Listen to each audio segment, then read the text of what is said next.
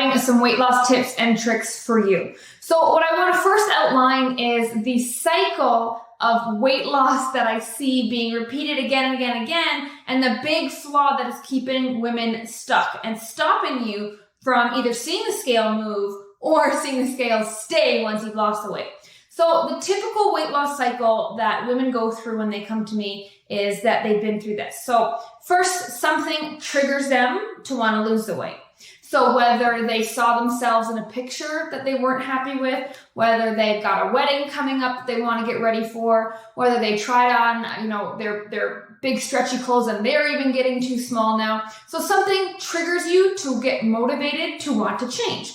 And then from there, what we do is we go and we look for something to try. And we pick, whatever was advertised to us the most, what our friend tried and worked, what a celebrity told us to try. We just pick whatever we've kind of seen the most of or heard the most about. And in the beginning of this phase, you're the most motivated. So when you start something, you can stick to it.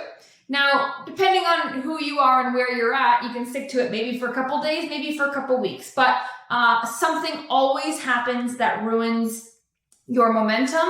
Whether you get busy at work, something happens in your personal life, you get too stressed out, a vacation throws you off, a holiday throws you off, you get sick, like something will throw you off. And then you lose steam, you peter out, and then you have to wait again until you get triggered to get motivated by that picture you didn't like or the event coming up again, and so on and so forth. And women kind of get stuck in the cycle, and that cycle repeats multiple times throughout the year. We get triggered, then we get motivated, then we try something, then we fall off, then we wait to get triggered and motivated, and so on and so forth. And it's exhausting. So really think right now, have you been stuck in that cycle? What was the last kind of bout of weight loss that you went through? What was that journey? What triggered it? What did you try? How long did it last? And what threw you off? And why aren't you still on your journey? Why aren't you still losing weight? Or why haven't you already reached your goal, given how long it's been and how long you've been trying? So that's a typical cycle that I see women have been going through when they come to me, and myself included. I've been on my own weight loss journey. I've lost over 70 pounds, and I was stuck in that cycle for 15 plus years. I would go through that cycle multiple times, 5-6 times in a year. Now, how the heck do you break out of this cycle? That's the key here, because what's important to note is that it's not going to be perfect, right? This time you start your weight loss journey, it's not going to be perfect. You are imperfect, and that is okay. But it's not what we do that throws us off. It's how we react to what we do. It's how we view what we do. It's the perspective in which we take our failures that really prolongs us getting back on track. And so you're going to be triggered again. You're going to get those spurts of motivation coming and going. You're going to try multiple different things, and then there's going to be something that throws you off. And stop trying to avoid the thing that throws you off. Just take it, accept it, move on, forgive yourself, and get back on track faster. That is your only task this time around when trying to lose weight. Get back on track faster. It is not don't slip up. It is get back on track faster. Now, having said that, the biggest mistake that I see women make that would stop them from getting back on track faster is this automatic response to overcompensate. So when we slip up, we think we have to punish ourselves or make up for it. And so we slip up because we couldn't do the bare minimums, right? We couldn't stick to our plan and we slipped up.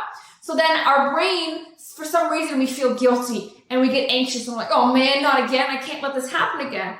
And so what we try to do is we try to fix it. And in our mind, fixing it is making up for it. So maybe you ate too much at a family barbecue, and then the next day you're going to skip breakfast, skip lunch, and go for an extra long run, right? We do this weird weight loss math in our head where we try to cancel this out. I screwed up here. I'll fix it over here. And you just can't do that. There's no such thing as making up for anything. What's done is done. You have to move on. It is not about erasing it or canceling it out. It is about how can I get back to exactly what I was doing. Not more, not be better, not be stricter, exactly what I was doing faster, okay? That's what I like to call your bare minimums. So your bare minimums are the things that you hold yourself accountable to. They're the things that are absolutely non-negotiable in a day that you have to get done no matter how you do, no matter how you feel, no matter what life threw at you. So if you completely threw your diet out the window, you sat on the couch all day, you slept whatever, and you were just super unproductive, what are the things that even if it was your worst day, you could still muster up the energy to get done? Those are your bare minimums. And that's where you start. Because once you fall off, if you start thinking about all the things you have to start doing again to get back on track, you get overwhelmed and then you don't even want to start. Or you get so discouraged, you don't start altogether. And then you get stuck even longer and longer and longer. And then that's when you lose the results you did gain, if you even had any. And so what you need to do is recognize what is your overcompensating pattern. So number one, what's your weight loss journey pattern, right? What's that triggers that you go through? And then, how long does it last? How long are you motivated for? What do you normally try? And then what throws you off? And then on the other end, what is your overcompensation pattern? Because we all have one. We all have one. Mine was, if I missed a workout, I double up tomorrow. I'm going to spend 3 hours in the gym tomorrow and go in the sauna. That's what I would always tell myself when I ate poorly the night before. And guess what? Every time the next day came, I would never do it. I never did it because I wasn't even able to stick to my bare minimums on that day. What makes me think that I can do my bare minimums plus all this extra the next day?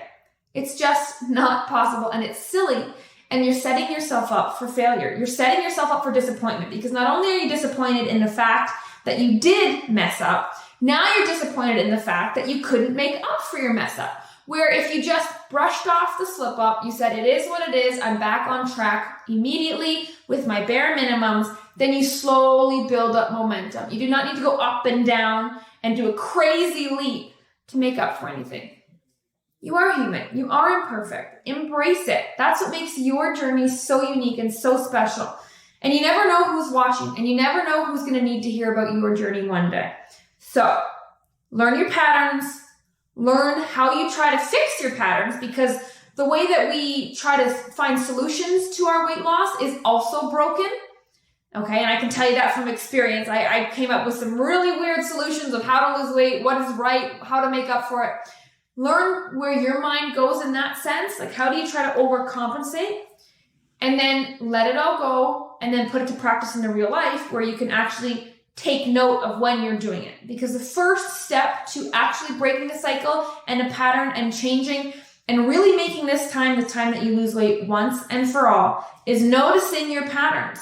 Noticing them. That's the very first step. You have to know that they're there. You have to know that the definition of insanity is doing the same thing over and over again, expecting a different result. If you've been expecting the result of weight loss and you haven't been getting it, chances are what you've been doing in the front end has been the exact same thing over and over again, following the same pattern. It's just wrapped in different wrapping paper. So you think it's different when really you're approaching your weight loss journey the same every time. Maybe it's not about changing the thing that you do. Maybe it's just changing how you mentally approach it this time around. And that is a game changer.